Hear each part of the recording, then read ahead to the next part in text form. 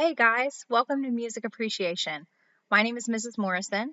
I'd like to give you a brief tour of our class this semester. I want to start on the MCC homepage.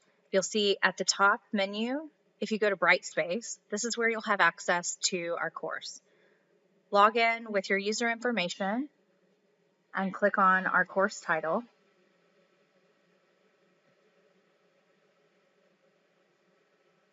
So this is the home page of the course. You have your announcements on the left-hand side. I've given you some quick access links here, as well as my information and email address.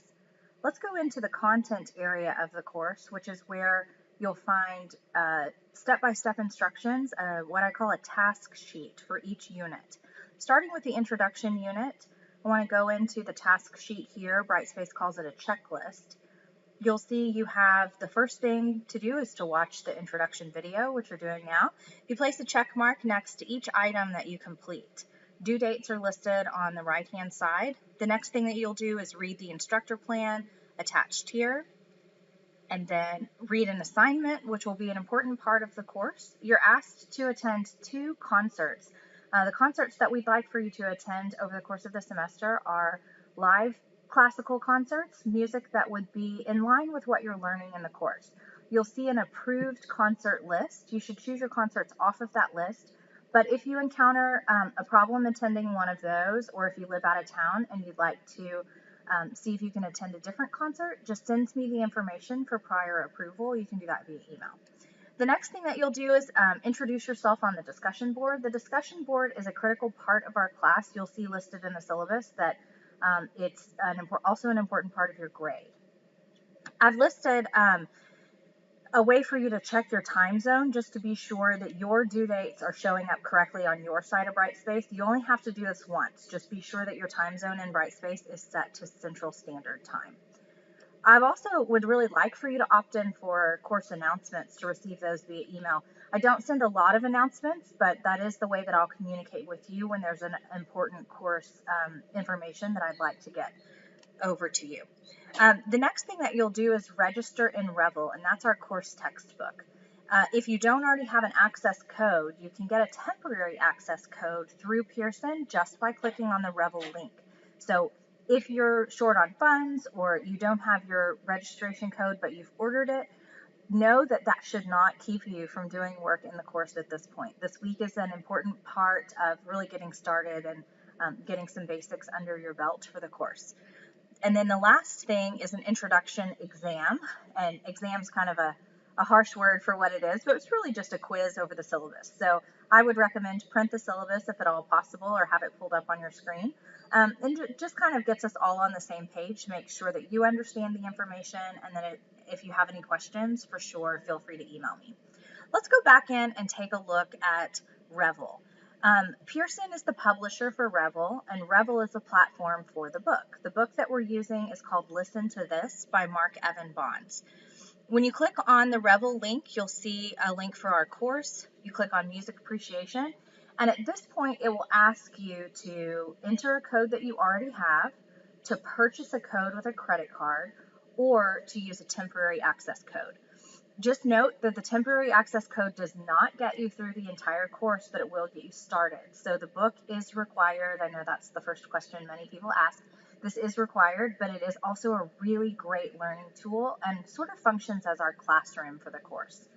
I want to go into student view here. My view is just a little bit different than yours, but you'll see each part of the course has a date assigned to it and then a due date.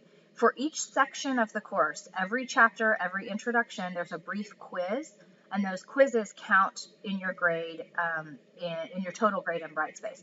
There are also journal entries in Revel. You do not need to do the journal entries, just the quizzes. That's the only thing that you need to do. So if you see, if you come across something in Revel, look for the points associated. If it says 0 out of 0, know that you don't have to do that. Let me tell you a little bit about the way this looks. If you click on the title and then click on the reading, you'll see that you just scroll through the reading just like you would any textbook online. And then frequently you'll come across some highlighted areas such as this, where you see conjunct motion, disjunct motion, And I have highlighted these areas. It helps you kind of focus on what's important. I know the book can get a little bit heavy in terms of terminology, so I try to kind of focus and let you guys know what's important.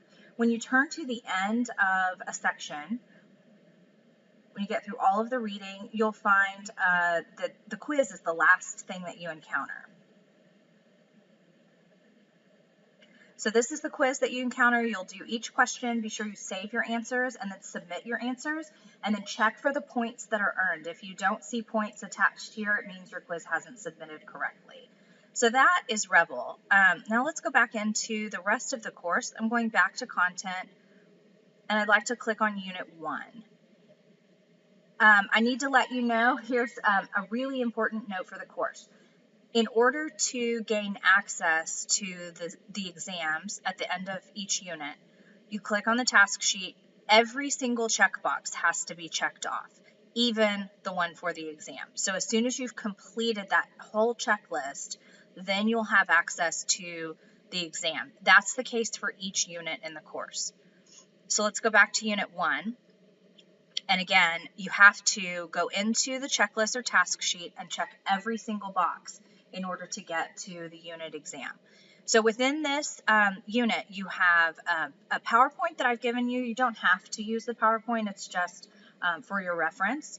And then discussion boards are important. You actually have 2 in the first unit.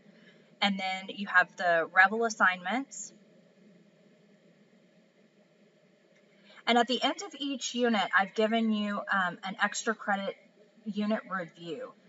The review is extra credit, but it's also the most helpful thing in getting you fully prepared for the exam at the end of each unit. So all you do is click on the review, download the review, fill it out on your computer, and then you just submit a PDF of what you filled out, and then you get extra credit for that. So I'd like to go back in and take a look at the course breakdown so you have an idea of all of the areas of the course. Pulling up our syllabus here, or our instructor plan, I'm going to scroll down to some important areas in the syllabus. Here you have a calendar for the whole semester. There are a lot of different ways to access the due dates, but I really like to have things on paper and all collected, so I did this for you. Hopefully it's helpful. Beneath that is the course grading information. You'll see the quizzes in Rebel, and again, those are the chapter quizzes. You have a brief quiz after each introduction to each unit and every chapter that's assigned. Those quizzes are weighted at 20%, and then the discussion boards are also weighted at 20% of your total grade. The 2 concert reviews that I mentioned are 10% of your grade.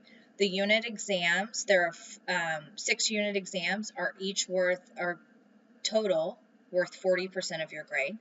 And the final exam is worth 10% of your grade. So I just wanted to give you an idea of how your grade is calculated and where you should really focus in the course. Again, I really recommend the unit reviews. Those are what tends to fully prepare you for the exams. And I've had students give me some really good feedback and say that they really like having those for the course. All right, I want to go back up here to my contact information and let you know that I am your biggest supporter. I'm your biggest fan, and I want each student in the course to be successful. So please reach out to me if there's anything that I can do for you, or if there's anything that you don't understand. If you're frustrated in any way or have questions, don't feel like you're alone in this. This is my job. I'm here to answer emails, and I'm here to meet with you if you'd like to make an appointment. I'm happy to help you in the course. Don't feel like you are getting behind because you're not getting the help that you need, because that's what I'm here for. So I really look forward to having all of you in class. I'm super excited about music appreciation this semester. I hope you are too. Hope to hear from you throughout the semester. Hope you'll have a great day.